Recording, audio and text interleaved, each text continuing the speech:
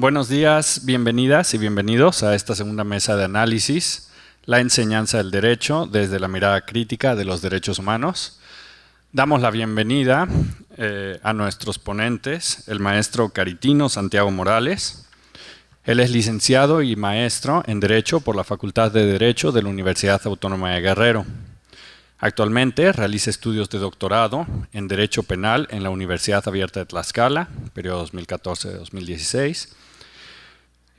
Fue participante en el foro Impulso a Mecanismos Legislativos para la Protección a Periodistas en el Estado de Guerrero y la Función Social del Periodista en el Desarrollo de la Cultura de los Derechos Humanos, con la ponencia Ética Periodista y los Derechos Humanos, organizado por la Comisión de la Defensa de Derechos Humanos en el Estado de Guerrero. Asimismo, damos la bienvenida al doctor Mario Santiago Juárez. Él es doctor en Derecho por la Universidad Carlos III de Madrid, subdirector del Museo de las Constituciones de la UNAM, miembro fundador de IDEAS, Litigio Estratégico en Derechos Humanos, AC, y autor del libro Igualdad y Acciones Afirmativas de la UNAM en el 2007. Bueno, los derechos humanos no son un tema nuevo, ni que haya sido presentado a partir de la Reforma de Derechos Humanos del 2011. Sin embargo, la mirada tradicional del derecho implicaba a los derechos humanos únicamente como un área de desarrollo o especialidad del derecho, es decir, una materia más de la currícula.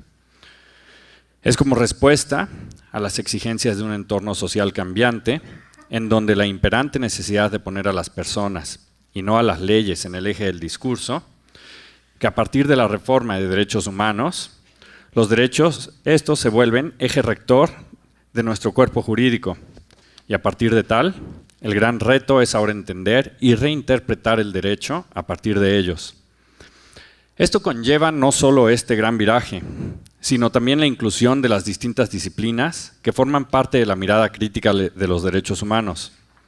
Y asimismo, hablar de esta mirada crítica implica un permanente cuestionamiento sobre lo que hoy se tiene ganado en la materia, pero también de lo que aún hace falta construir y sin dejar de lado la incorporación de aquellos temas que dan sustento teórico a los mismos, es decir, desde los históricos hasta los antropológicos o sociológicos. Antes de pasar con nuestros ponentes, retomo las palabras de nuestros invitados y nuestra invitada de la mesa de análisis anterior. Los derechos humanos son puerto de llegada, pero también de salida. Implican un borrón y cuenta nueva en nuestro entendimiento del derecho. Sin embargo, hay que cuestionarnos a quién le toca la enseñanza de los derechos humanos. Demos la bienvenida a nuestros ponentes. Gracias.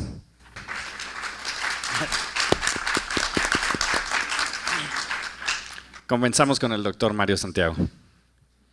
Bueno, muchas gracias por la presentación y muchas gracias a todos por estar aquí y también a los organizadores, a la FES Acatlán, a Rosy Laura de Cultura de H. Omar, al maestro caritino Santiago Morales. Y bueno, yo quisiera aprovechar algunas palabras que ya se han señalado, algunas ideas que se han manifestado en la mesa anterior.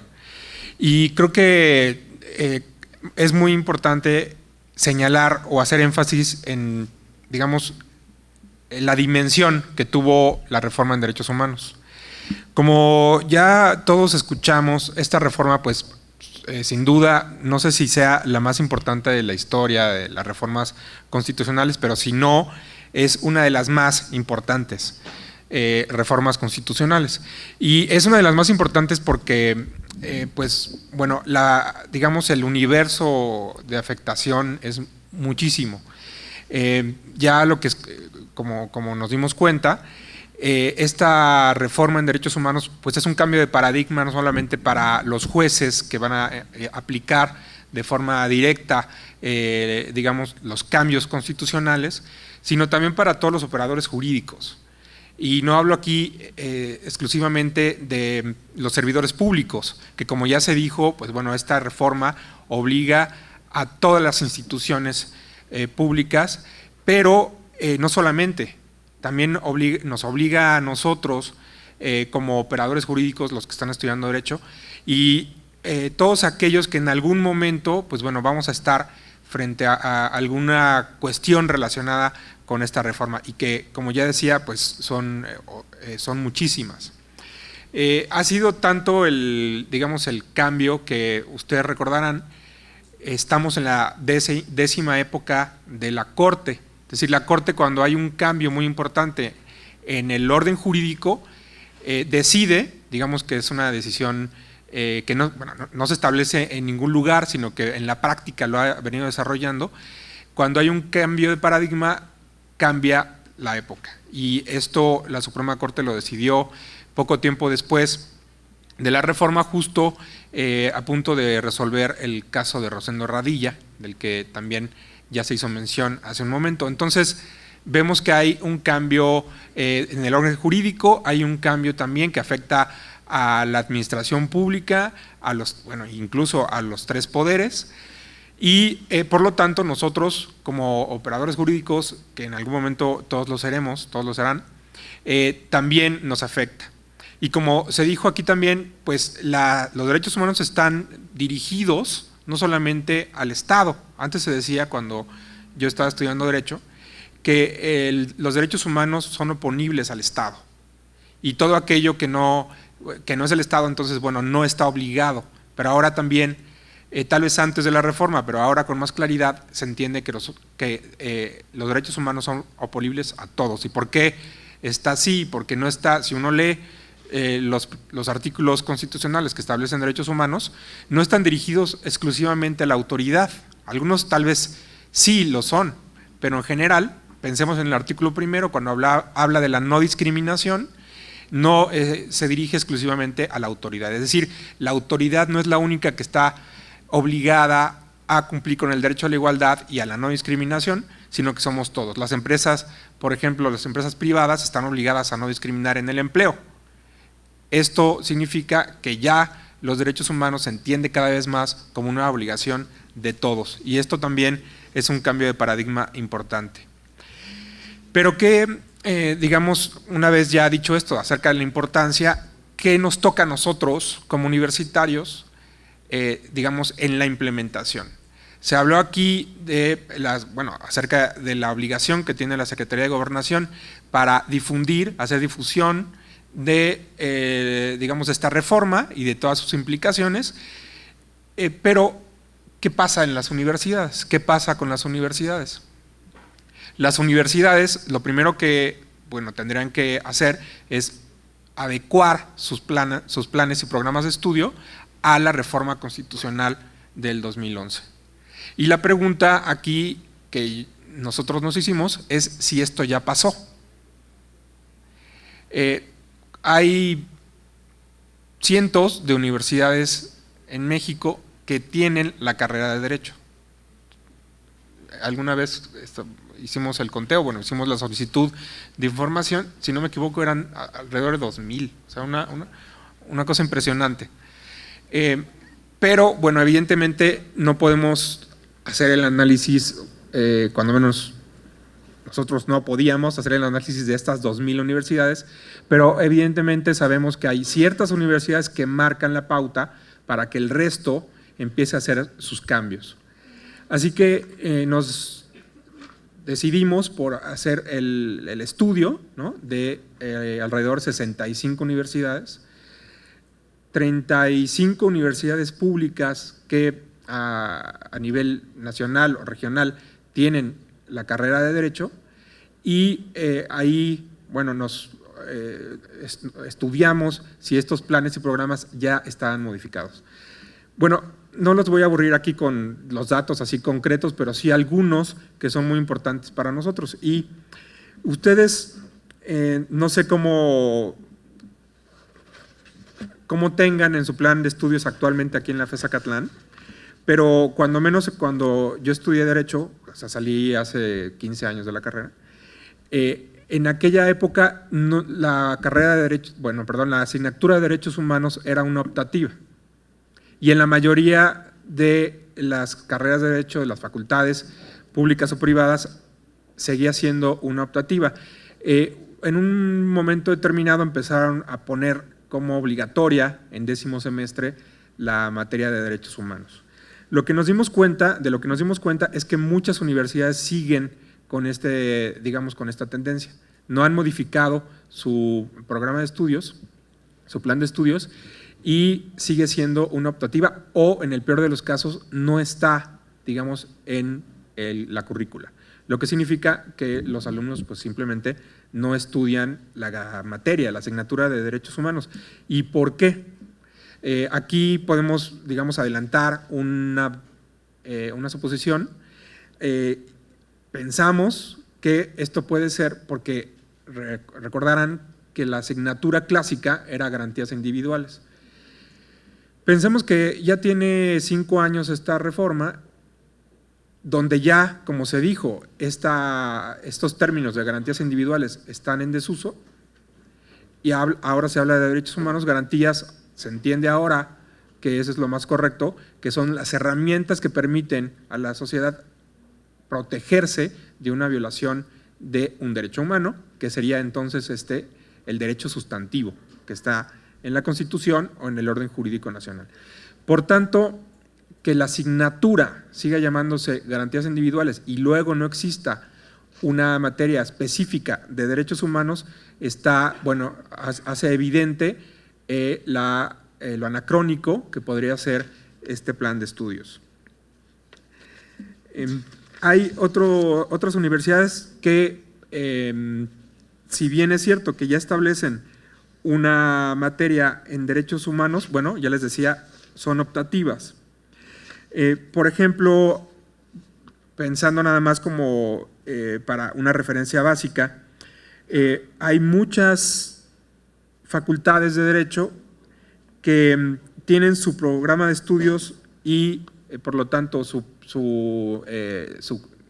digamos que la asignatura y con los temas concretos que se van a tratar en cada asignatura anteriores al 2011.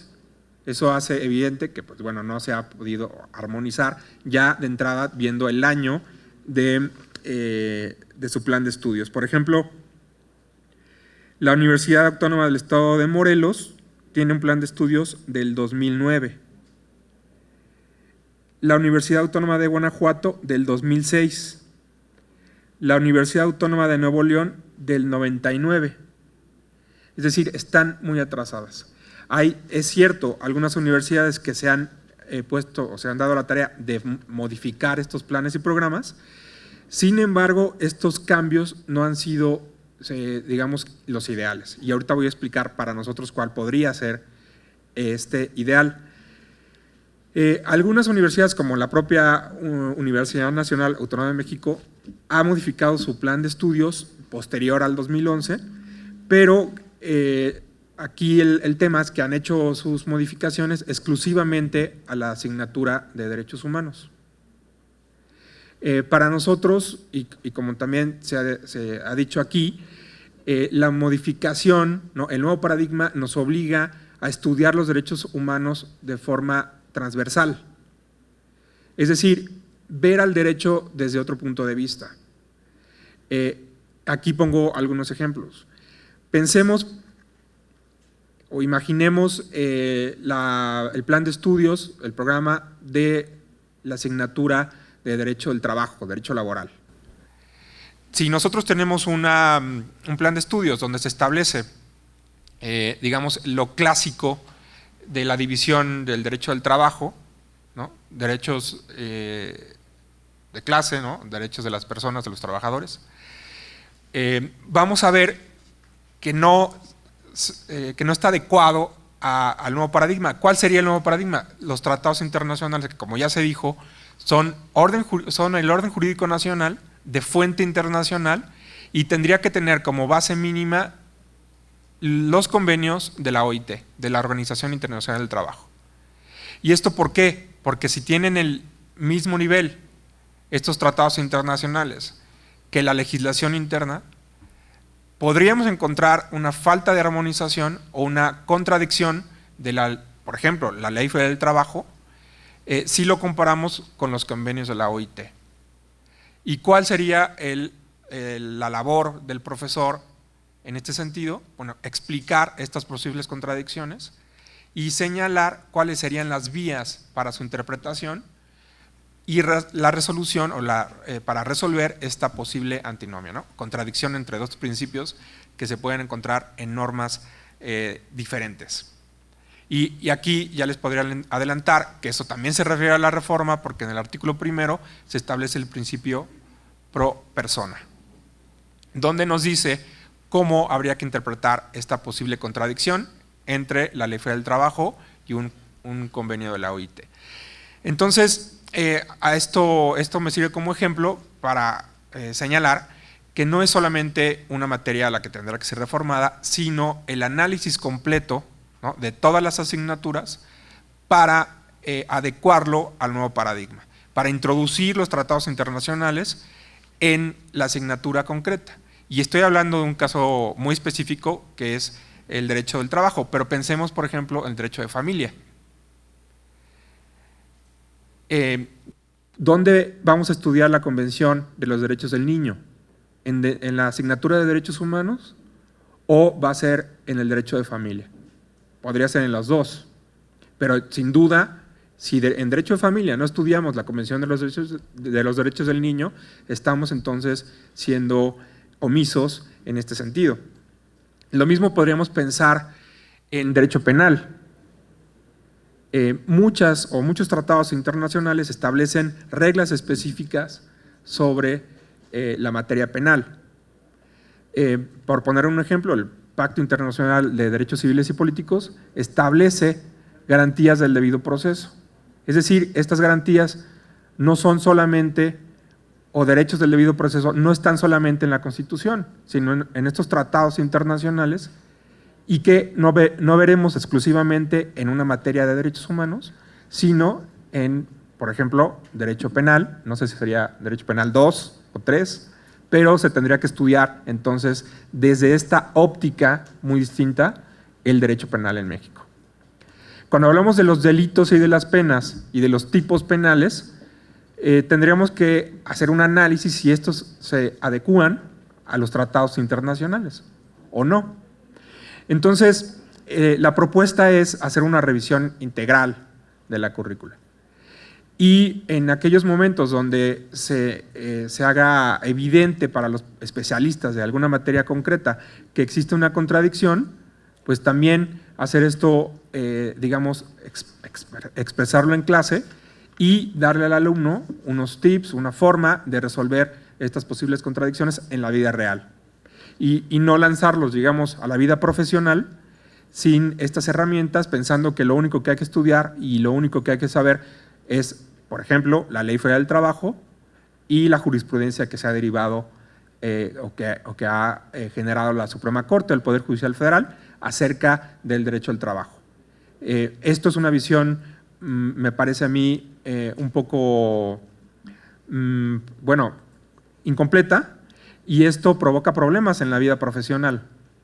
Y esto es consecuencia entonces de una falta de armonización, ya no de la legislación, sino de los planes y programas respecto al derecho que ahora, ya se dijo, no es un derecho internacional, sino es el derecho, es el orden jurídico mexicano, que tendríamos que ir conociendo y aplicándolo en las clases, sabiendo cómo se puede interpretar hasta que en algún momento, si es que eso pasa algún día, las normas secundarias mexicanas se armonizan con el derecho internacional, pero falta mucho para que eso suceda. En el caso concreto, por ejemplo, de los derechos de personas con discapacidad, de que ya se hizo mención hace un momento, pues es evidente, por ejemplo, para mí, que los juicios de interdicción, estos donde se dice que una persona es incapaz, ¿no?, es contrario al artículo 12 de la Convención sobre los Derechos de Personas con Discapacidad, que establece que todas las personas con discapacidad, incluso psicosocial, tienen plena capacidad jurídica de ejercicio, es decir, no solamente de goce, sino que pueden expresar de forma, digamos, autónoma su voluntad. Y como ustedes ya habrán visto, en el derecho civil, el juicio de interdicción anula a la persona de tomar sus propias decisiones y solamente lo puede hacer a través de un tutor o un curador. Entonces, esto es algo que nuestro Código Civil sigue señalando nuestros códigos civiles de todo el país. En el caso del Distrito Federal está en el artículo 450, no está armonizado. Este tipo de cuestiones son las que también son interesantes de plantear en un curso y de intentar resolver antes de que los alumnos estén, digamos, ya en su vida profesional tratando de interpretar estas cuestiones. Entonces, me parece fundamental este asunto y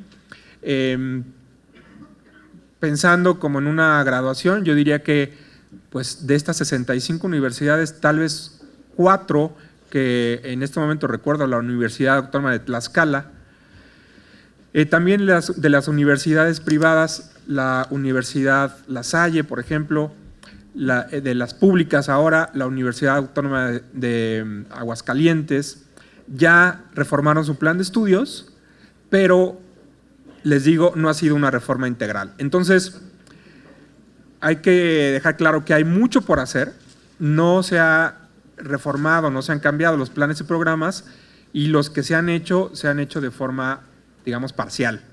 Lo importante aquí es entonces ponernos a trabajar, hacer estos cambios. Yo sé también en la investigación que se hizo, lo difícil que puede ser para una universidad hacer cambios en su currícula, precisamente por la cantidad de instancias y de personas que tienen que autorizar estos cambios y que además no se pueden hacer hasta en algunos casos 5 años después de la última reforma, 4 años después de la última reforma. Esto implica entonces pues un tiempo, una temporalidad que nos va limitando, pero después de 5 años de estos cambios es prioritario ponerse a trabajar con la revisión y precisamente pues, uno de los trabajos que se generó en este proyecto, de que en la inauguración se habló, que está financiado por la Unión Europea, es la propuesta de un programa marco que pueda servir como ejemplo para que se vayan modificando los planes y programas. Entonces yo creo que lo que sigue es ir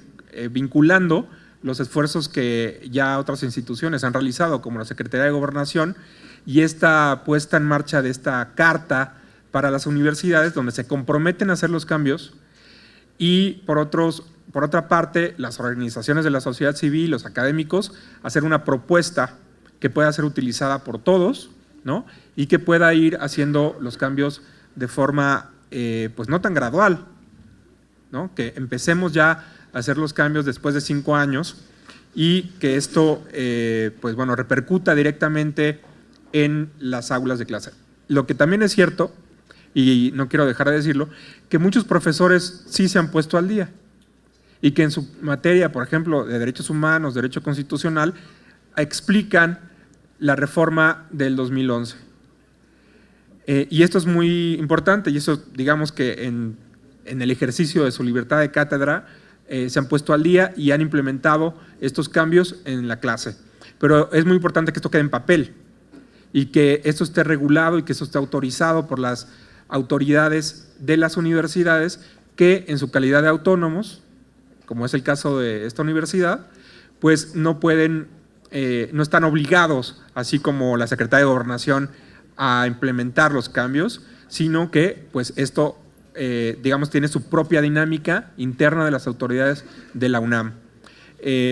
Así que esto también vuelve mucho más complicado este trabajo de homogeneizar o hacer cambios en todos los planes y programas de las facultades de Derecho de todo el país.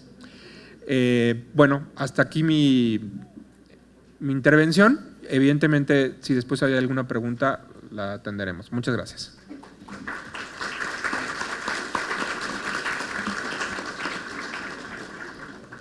Muchas gracias al doctor Mario Santiago y pasamos con el maestro Caritino Santiago Morales, por favor. Bien, buenas tardes a todas y a todos, maestros, investigadores, jóvenes estudiantes. Realmente hablar de derechos humanos es meterse en muchos problemas, pero quiero señalar de que Guerrero es uno de los estados pioneros en la creación de una institución denominada Comisión Estatal de Defensa de los Derechos Humanos, que fue creada en el periodo del extinto gobernador José Francisco Ruiz Massieu, y que posteriormente empezó a surgir este tipo de instituciones a nivel nacional. En Guerrero también se creó en ese momento una Secretaría de la Mujer, que muchos se preguntaban en ese momento para qué va a servir esta institución. Solamente va a ser un elefante blanco para obtener recursos económicos. Se creó también la Secretaría de la Juventud y Atención a la Niñez en el estado de Guerrero como Secretaría de Estado. Y obviamente también a través del DIF Guerrero se instituyó también una Procuraduría de la Defensa del Menor y la Familia. Pero a pesar de que se han creado estas instituciones en nuestra entidad, se siguen violando los derechos humanos. Recientemente hubo esta reforma del 2011 y obviamente se trata de retomar estos cambios en nuestra Constitución Política de los Estados Unidos Mexicanos. Pero ustedes conocen en el ámbito local, nacional e internacional el reciente caso de la desaparición de los 43 normalistas de Ayotzinapa. La Universidad Autónoma de Guerrero cuenta con 2 planes de estudios dentro de la Facultad de Derecho. Uno que es el 1996, que está a punto de culminar en este año. Y tenemos otro plan de estudios 2012, donde hay una gran diferencia en la enseñanza de lo que es los derechos humanos. En el plan de estudios 2012, los catedráticos que imparten esta materia se están actualizando. Están buscando la forma de cómo adentrarse más a la cuestión de la temática.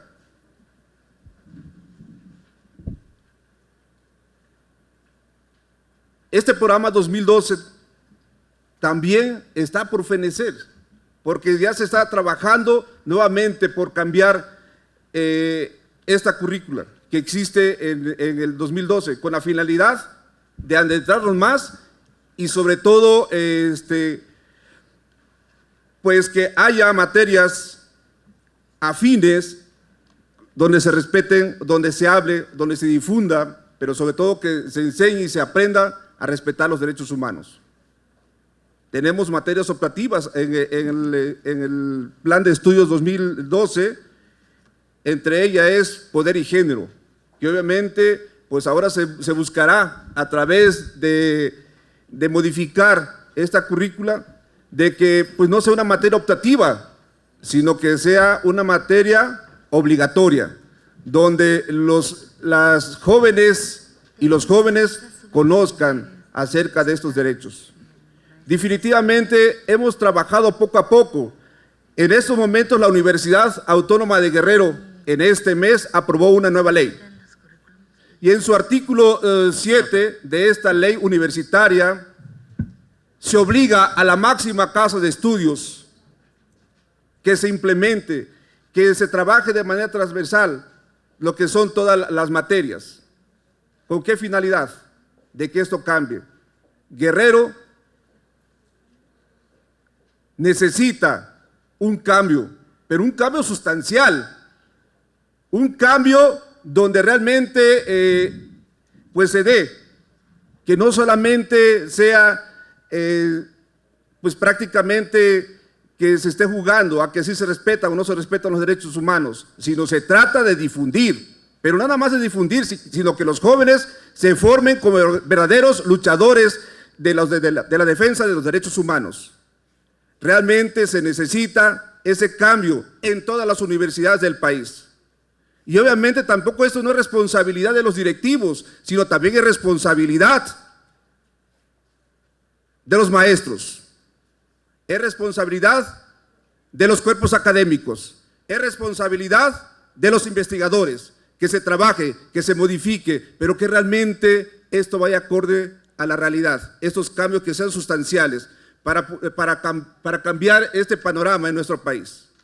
Realmente Guerrero necesita ese cambio, México necesita ese cambio. Se necesita hombres y mujeres valientes, hombres y mujeres estudiosos, hombres y mujeres críticos. Yo escuchaba hace un momento al representante de la Secretaría de Gobernación, donde se hizo esa carta universitaria. Pero en nuestra universidad, en Guerrero, en la Facultad de Derecho, no nos ha llegado ninguna carta.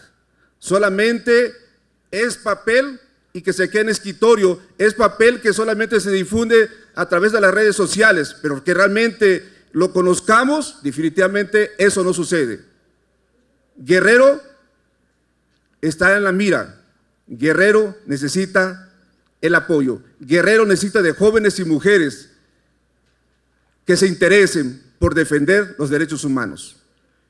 Guerrero necesita que ya no haya tanta impunidad, Guerrero necesita mayor seguridad, Guerrero necesita ser mejor. Muchas gracias.